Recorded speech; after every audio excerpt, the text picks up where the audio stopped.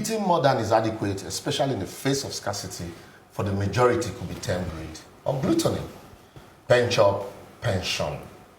I recently stumbled on a letter dated the 17th day of October 2019, purportedly written by former governor of Zamfara State, Honorable Abdul Aziz Yari, where he was complaining about non-payment of his retirement upkeep of 10 million naira monthly. That's heavy. He stated that the last time he received the said sum was in July and requested that by the pension law of Zamfara State, his pension and upkeep allowance are not in the categories of privileges that can be truncated without any justifiable reason. Grammar. It's not news that Nigeria spends close to 40 billion naira on pension for former governors and former deputy governors in Nigeria annually. Majority of these former chief executives are drawing this humongous payout despite the lean resources of their states. Wickedness. These allowances, which are similar in nature across the various states, ranges from vehicle renewal and maintenance, housing allowance and salaries, medical benefits for themselves and their families. According to the recent survey, over 36.3 billion was expended on servicing 47 former governors from 21 states of the Federation in pension payment and provisions of houses for staffs and motor vehicle replacement between 3 and 4 years.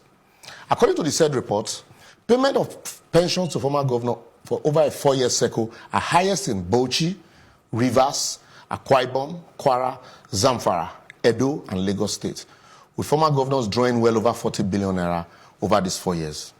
Even poor states like Kwara that can't pay workers' salaries are not left out. What a country. Shameful.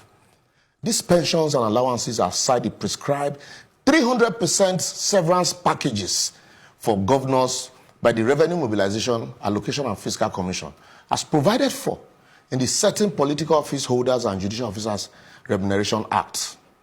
A look at the pension law of Rivers, Kwara, Edo, Zamfara, Lagos, Bauchi, and Akwa Ibom will reveal a lot of similarities. But I will summarize all by peeping into the pension for former governors laws of Lagos State as a benchmark. Now let me shock you. Listen to this.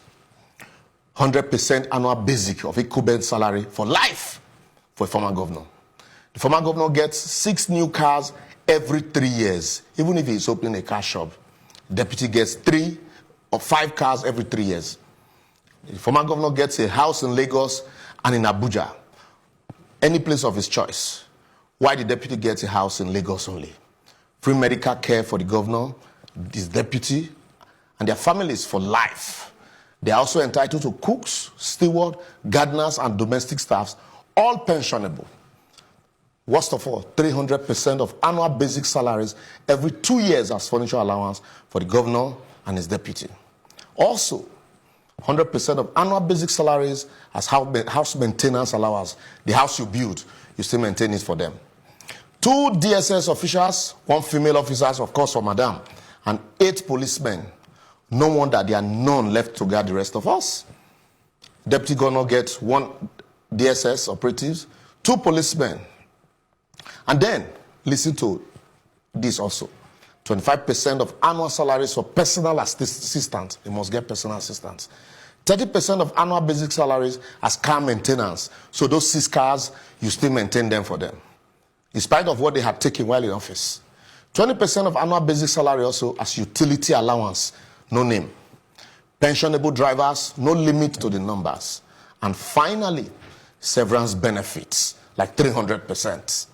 Despite all these, some of these former governors still turn the Senate into a retirement home, while others are ministers, all drawing salaries in spite of these pensions.